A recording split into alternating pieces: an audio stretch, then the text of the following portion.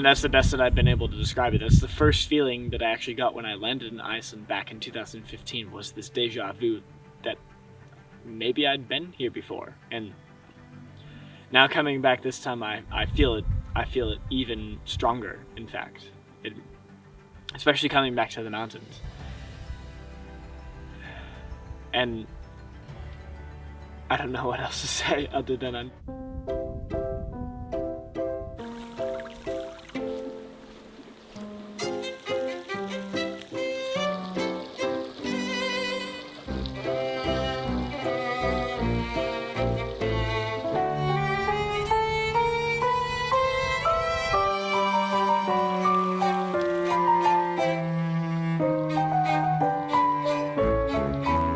Hello.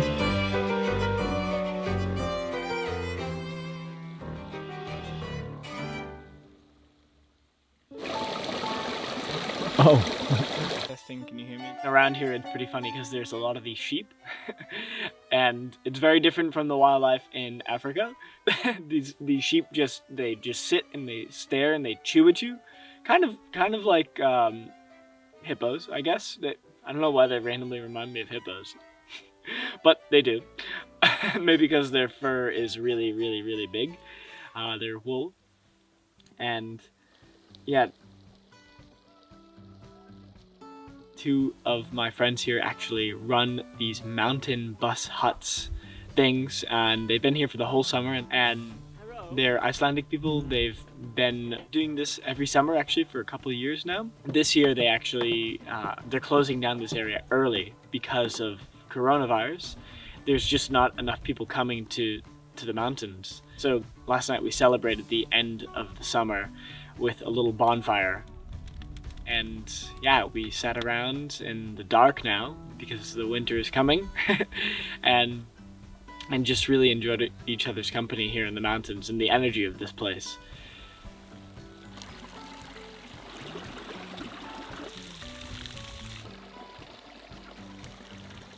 But really this entire landscape is so energetic and so active, and you'll see, like, with all the steam just coming out of the ground and the lava fields and the open ash plains, and this, it's so strange and yet so familiar, this place. Like, actually, as we were driving last night, I had this feeling again that, like, I kind of knew, like, every turn because I've driven these roads for a couple of years now, but also for some other reason, like how I felt like I related to the color palette and to the forms and textures in the landscape.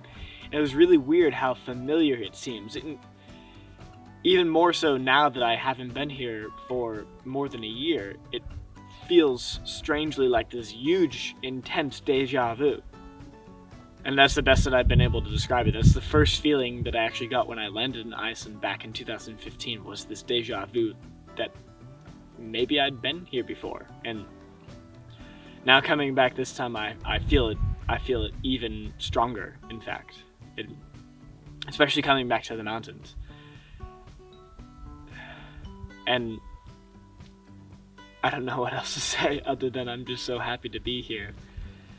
I feel so creative being back here and just want to create more with film and with photography and with music, and that's what I'm going to share on this channel. Just my creative process, my approach and my mindset to, like, what inspires me, and this place really inspires me, Iceland.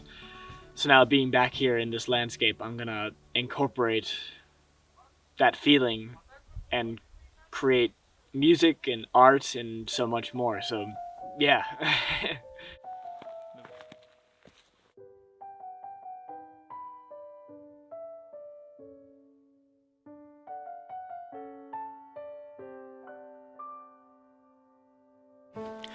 So this really puffy and pillowy moss that's on top of all of the lava is actually extremely fragile and takes about 100 years to grow. So if you were to take a step on it, it would be about 100 years for that step to disappear.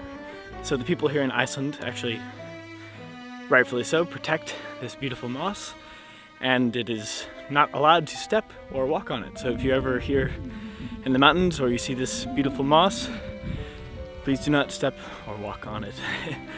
And yeah, I'm a little out of breath now because I'm just walking up this hill to get a better view of the campsite, but I'll show you what I'm looking at.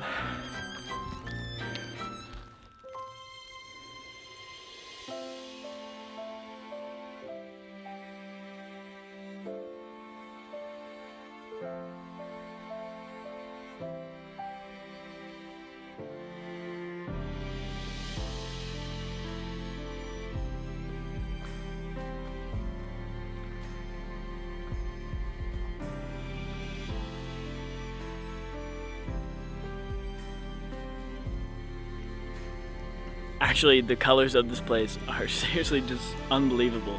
Like this mountain back here, this one, I was just staring at this mountain and I couldn't believe the like black and gray and green and red and then like blue colors. Unbelievable. So I'm just gonna walk around a little bit by myself without any filming. I'm by myself anyways now. And then I'm gonna go back and meet my friends. Maybe they've woken up and have some breakfast and coffee and then chill in a hot tub maybe. Or go for a hike. Or both.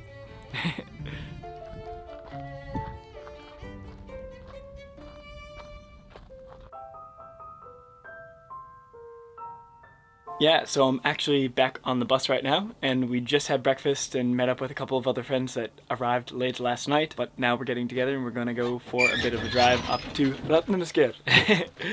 I think that's how you say it, right? Landmannalaugar? No idea. No, that's the best I can do. You're asking another far away. Yeah. So this is actually where I stayed last night on this sweet little bus. Big upgrade from where I was gonna sleep, which was gonna be inside of the Land Cruiser, but now all of us are gonna go up to the spot. How's it going? Are you ready for this? Landmannalaugar. And a bit of a convoy. A couple of the other guys have Land Rovers as well.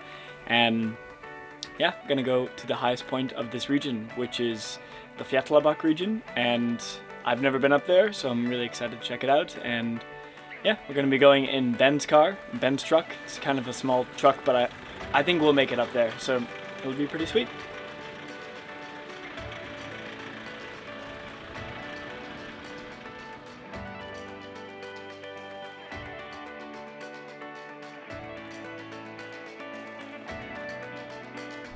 Are you taking that left turn to Landmannalaugar, which is signposted on Donal? That's the one. Nice one.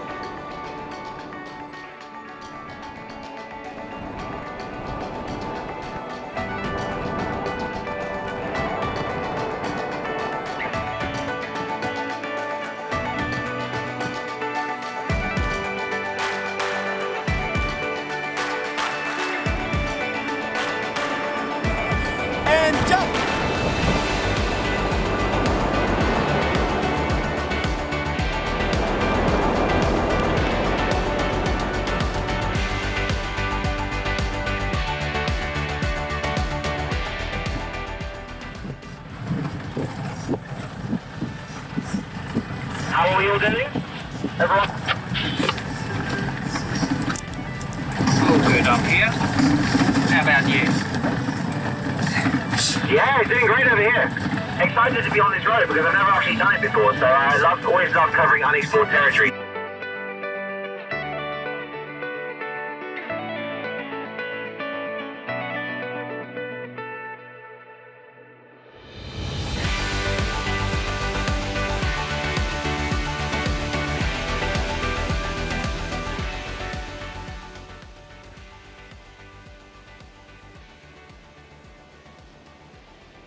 So we just got to the top of Landmannalaugar, and yeah, it's all of a sudden started to rain a lot, and the wind is super fast. We've been driving for a little while in the convoy, just been taking in these insane views of the incredible colors and like the variance in the landscape. And at one point there's this enormous, like 30-meter high or more wall of lava, and this whole area is super geothermal. And now that we're at the top of this point here in the highlands, the top of Hrafnagil, so apparently the word Hrafn means the land with a lot of this obsidian stone, so this really black stone. So as we're driving through this landscape, you can see all of this extremely dark black stone that's everywhere. And this stone was created during a volcanic eruption, and it's this black glass that's really, really, really shiny and sharp, and it just covers this area. So this land is covered in this obsidian, and that's what the name Hrafnagil actually means. So now we're at the top of this mountain, and there's this one spot where the snow stays here all year long. It's sort of a glacier, but not really. It's really small, but you can see all of the beautiful colors and the gradations and the patterns in the snow, which is just unbelievable because, again, like everything in Iceland, it never stays constant and it's always changing. And it's just really cool to see that up here. And I've actually never been up here before, so this is my first time. I'm just so amazed by the variation in color and the scenery here. The wind is even stronger now, so we're probably just gonna make some avocado and bread and chill out while Ben and Eydís are doing a little photo shoot, and then we're probably just gonna head back towards Landmannalaugar and maybe go into the Apple. That'd be sweet. How's the shoot going? Really good. Really cold? Yeah. Boot? Need to change shoes. Oh, okay. Do you need help?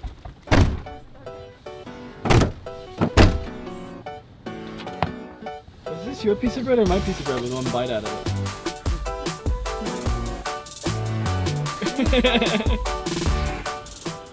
How's the weather out there, Joe? What's that? How's the weather out there? It's awesome! As the wind howled and the rain ceased to let up, our eccentric convoy descended down from atop the highest point in the region. But en route, we decided to make a detour that led us to an unexpected and historical location. 1993. To find out what we discovered there, be sure to tune in for episode 3 of Life in Iceland. Plus, also in episode 3, the secret hidden talent of a British photographer living in Iceland is finally revealed. So don't forget to subscribe and turn on notifications, or else you might miss what happens next during Life in Iceland.